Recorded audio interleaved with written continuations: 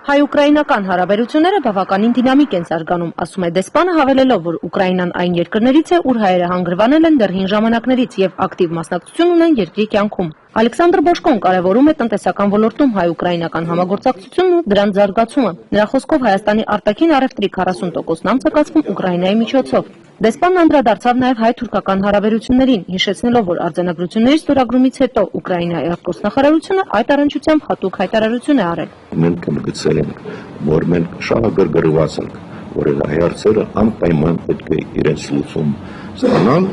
բանակցությունների ժամանակ։ Մենք գիտակցում ենք, որ դա բավականին բարդ եւ չի ասի երկար, բայց զգալի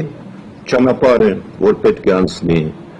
եւ հայկական կողմը եւ թուրքական կողմը։ Հաշվի առնելով այն ժառանգությունը, թխուր, ողտրկական ժառանգությունը, որ ունեին այս երկու ժողովուրդները իրենց պատմության մեջ։ Ալեքսանդր Բոշկոն հարաբերությունների գործընթացում առաջընթաց է արձանագրում եւ նշում, որ դա շատ կարեւոր է։ Չգիտես ինչու բոլորն ամեն ինչ կապում են արձանագրությունները վավերացնելու հետ, բայց բանակցություններ ընթանում են եւ հանդիպումներ էլ կայանում։ Եթե երկու երկրների ղեկավարները հանդիպում են, ապա որպես գործընկերներ են հանդիպում, իսկ դա շատ կարեւոր է եւ ուրեմն առաջընթաց էլ կա, ասաց Զիվանագետը։ Հայաստանում Ուկրաինայի արտակարգ ու լիազոր դեսպանը լավատես է եւ կարծում է, որ հարցն ի վերջո լուծում կստանա։ Նրա խոսքով հայ-թուրքական հարաբերությունների զարգացմամբ նոր հնարավորություններ կստեղծվեն տնտեսական ոլորտում։ Դեսպանը պատասխանեց նաեւ Միացյալ Նահանգների կողմից հայոց ցեղասպանության ճանաչման առնչվող հարցին։ Միացյալ Նահանգները համաժողովրդական երկիրն է, դրա համար դժվար կլինի նախատեսել ինչպես կլինի, բայց այնուամենայնիվ այդ հարցը պետք է քննարկվում է այդ հարցը հանձնաժողովում, որպես ես գիտեմ, եւ իր որոշումը կկայանա համապատասխան որոշումը, կսպասենք այդ որոշմանը։ Մարինե Ավանեսյան, Ալեքսանդր Կիրոյան, Արմենիա հեռուստաընկերություն։ Չիլիում այսօր գրանցվել է 6.1 մագնիտուդով հերթական երկրաշարժ, այս մասին տեղեկացնում է Միացյալ Նահանգների երկրաբանական ծառայությունը։ Ստորգետնյա ցնցումների էպիկենտրոնը գտնվել է Վալպարայսո քաղաքից 39 կիլոմետր հեռավորության վրա։ Իսկ անցած շաբաթ Չիլիի մայրաքաղաք Կոնսեպսիոնում գրանցված վերջին 11-ի ամենաուժեղ երկրաշարժերից մեկի հետևանքով զոհվածների թիվը հասել է 802 մարդու։ Քաղաքային ծառայությունները շարունակում են վերականգնողական միջոցառումներ ծավալել աղետի գոտում, սակայն մարդկանց շրջանում տիրում է անվստահությունը եւ վախը։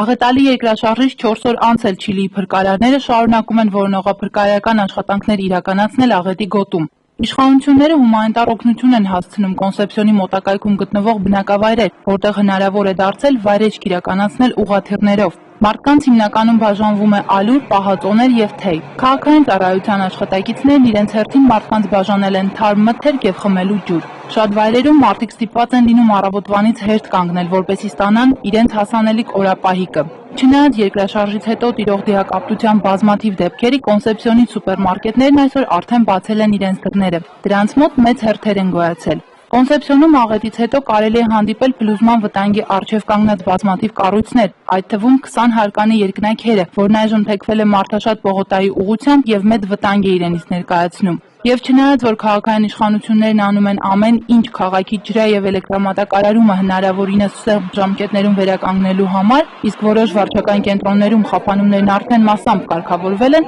քաղաքի տարբեր ոլորտների գրասենյակները դեռ չեն շտապում վերսկսել իրենց աշխատանքային առօրյան։ Մարդիկ դեռևս գտնվում են աղետալի երկրաշարժի տպավորության ներքո։ Տեղեկացնենք, որ պաշտոնական տվյալներով երկրաշարժից զոհվածների ընդհանուր թիվը հասել է 802 մարդու։ Երկու մարդ է զոհվել Միջերկրական ծովում վթարված զբոսանավի պատճառով, ևս 6 մարդ ստացել է մարմնական թեթե վնասվածքներ։ Զբոսանավը մասամբ խորտակվել է, երբ 8 մետր բարձրության պալիքը ծածկել էր նավը։ Նավի վրա այդ պահին գտնվում էր 2000 ուղևոր, այդ թվում 1350 ուղևոր, 580 նավի անձնակազմի անդամներ։ Զոհերի թվում են գերմանացի եւ իտալացի ուղևորներ։ Բարսելոնայի նավահանգստում վթարված նավին սպասում էին արդեն առաջին բուժօգնության մեքենաները։ Հունական ծովափնյա պահակազորի տեղեկացման միջադեպը տեղի ունեցել ֆրանսիական Միջերկրական նավահանգստից քիչ հեռու, մինչդեռ ֆրանսիական տպագիր մամուլը գրում է, որ դեպքը տեղի ունեցել իսպանական ափերից 129 կիլոմետր հեռավորության վրա։ Այլ տեղեկություններ դեռ չեն հաղորդվում։ Կալիֆորնիայում ավտոբուսի վարորդը հրաշքով փրկվել է մահից, նրա ավտոբուսը հայտնվել է երկաթգծերի վրա և անսարքության պատճառով մնացել դրանց վրա։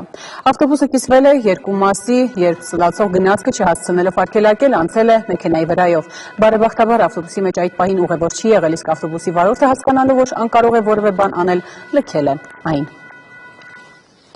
6.4 մագնիտուդով երկրաշարժ է գրանցվել Թայվանի հարավային լեռնային բնակավայրերում։ Տեղական լրատվամիջոցները հայտնել են 8 վիրավորի մասին։ Նույն աղբյուրի տեղեկացմամբ ցունամի վտանգ չկա, երկրաշարժի էպիկենտրոնը գտնվել է Քաոսյունգ նահանգում 5 կիլոմետր խորության վրա։ Քաոսյունգ նահանգը գտնվում է երկրի մայրաքաղաք Թեյփեից 400 կիլոմետր հեռավորության վրա։ Թայվանի կենտրոնական հատվածներում ժամանակավորապես դադարեցվել է գնացների երթևեկությունը 1.5 միլիոն մարդու թողնելով սպասող։ Թայնան շրջկենտրոնում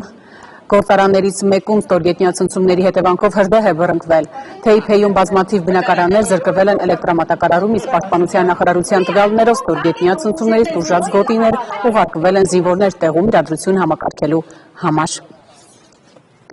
7-ամյա մի տղա մահացել է հիվանդանոցում այն բանից հետո, երբ նրա վրա է հարձակվել կատվառյուծը։ Դեպքը տեղի է ունեցել Պերուի Աբանկայ քաղաքի կենդանաբանական այգում։ Դժբախտ պատահարը տեղի է ունեցել, երբ տղան իր ձեռքը անցկացրել է վանդակաճառից ներս և չի կարողացել դուրս հանել։ Կենդանին հարձակվել է երեխայի վրա և կերել թևը։ Այս մասին տեղեկացրել է երեխայի հայրը։ Կատվառյուծից տուժել է նաև տղայի քույրը, ով այդ պահին փորձել է օգնել եղբորը։ Բժիշկները փաստել են, որ երեխան հիվանդանոց է ընդունվել ծայրահեղ վիճակում։ Համապատասխան վիրահատություն անցկացնելու նպատակով երեխան տեղափոխվել էր մեկ այլ հիվանդանոց, որտեղ էլ մահացել է։ Ռուսաստանի Դաշնության դեսպանատունը պրոֆեսոր Բելա Եսանջանյանին 80-ամյակի առիթով շնորհել է Վալերի Բրյուսովի անվան շքանշան ռուսական մշակութային և հումանիտար կապի մեջ մեծ ներդրում ունենալու համար։ Շքանշանը, սակայն, առաջինը չէր հայերի և ռուսների միջև բարեկամական հարաբերությունների ամրապնդման և զարգացման մեջ իր ուրույն տեղն ունենալու համար Բելա Եսանջանյանը մի քանի տարի առաջ Ռուսաստանի Դաշնության կողմից ստացել էր երկրի ամենաբարձր ժողովուրդների ընկերություն շքանշանը։ Всю свою жизнь я работала именно над укреплением армянско-русских взаимоотношений. Ну, конечно, я не политик, я не говорю о высоких материях, я говорю о культурных взаимосвязях русского и армянского народа, которые имеют тысячелетнюю давность. Բելա Եսաջանյանը Հայաստանի Հանրապետությունը եւ ոչ միայն Հայաստանի Հանրապետությունը շատ հայտնի մտավորական է, հատկապես ռուսաց լեզվի եւ դրա դասավանդման մեթոդիկայի նոր ուղղությունների հիմնադիր, շատ աշխատասեր, շատ բանիմաց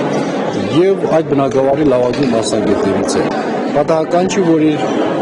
ծառայությունները շատ բարձր է գնահատվում եւ գնահատվել։ Օքսֆամ բրիտանական միջազգային կազմակերպությունը նշում է Հայաստանում իր գործունեության 15-ամյակը։ Բարեգործական կազմակերպությունը իրականացնում է մարդասիրական և համայնքային զարգացման տարաբնույթ ծրագրեր Հայաստանի 6 մարզերի ավելի քան 165 գյուղական, հեռավոր և սահմանամերձ համայնքներում։ Օքսֆամ կազմակերպության հիմնական առաքելությունը մարդկային տառապանքի վերացումն է, աղքատության նվազումը և հասարակության սոցիալական խնդիրների մասնակի կրճատումը։ Իրականացում ենք սոցիալական առողջության առաջնային պահպանման ուղղված ծրագրեր, հիմնականում մատչելի դարձնող սոցիալական ծառայությունները, առողջության առաջնային պահպանումը ամենաաղքատ հեռավոր գյուղական համայնքներում։ Սրանք են մեր թիրախային խմբերը,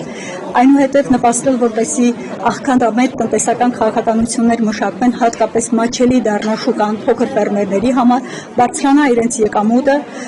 եւ ինտեգրվեն իրենք շուկայական հարաբերությունների մեջ։ Ես վստահ եմ, որ հետագա տարիներին նույնպես կազմակերպությունը կունենա հաջողություններ, որովհետև կա համագործակցության արդեն իսկ ձևավորված մշակույթ շատ մարզերում եւ շատ համայնքներում, նախարարությունների հետ, մեր գործընկեր նախարարությունների հետ, մասնավորապես եւ առողջապահության եւ սոցիալական աշխատանքի, մեր տարածքային նախարարության հետ ես միշտ առնչվել եմ այս շփումներին, կա ձևավորված մշակույթ, ինչը հիմք է տալիս վստահաբար ասելու, որ նախանշված բոլոր ծրագրերը ի կատար կացվեն։ Հայաստանի ազգային պատկերասրահում այսօր ներկայացվել է Եվրոպայի ժողովրդական կուսակցության հիմնադիր անդամ և նախագահ Բելգիայի թագավորության նախկին վարչապետ Ուիլֆրիդ Մարտենսի «Եվրոպա, ես մաքարում եմ, ես հաղթահարում եմ» գիրքը, որի շնորհանդեսին մասնակցում էին վարչապետ Տիգրան Սարգսյանը, Հայաստանում Եվրամիության պատվիրակության ղեկավար Ռաուլ դե Ռուսենբերգերը և այլ պաշտոնատար անձինք։ Տիգրան Սարգսյանը ողջունելով Մարտենսին նշել է, որ նրա գիրքը հնարավորություն է բոլորի համար եւս մեկ անգամ անդրադառնալ այն արժեքներին, որոնք ընկած են Եվրոպայի հիմքում։ Վարչապետի համոզմամբ գիրքը հետաքրքրական է հատկապես քաղաքական գործով զբաղվող մարդկանց համար։ Վարչապետը հույս է հայտնել, որ երիտասարդ քաղաքական գործիչները կառաջնորդվեն այդ գրքով, քանի որ այն նրանց համար կլինի ուսանելի։ Իսկ գրքի հեղինակն իր երախտագիտությունն ու խորը ակնածանքն է հայտնել Հայաստանին եւ հայ ժողովրդին, նշելով, որ արդեն հասցրել է լինել Հայաստանի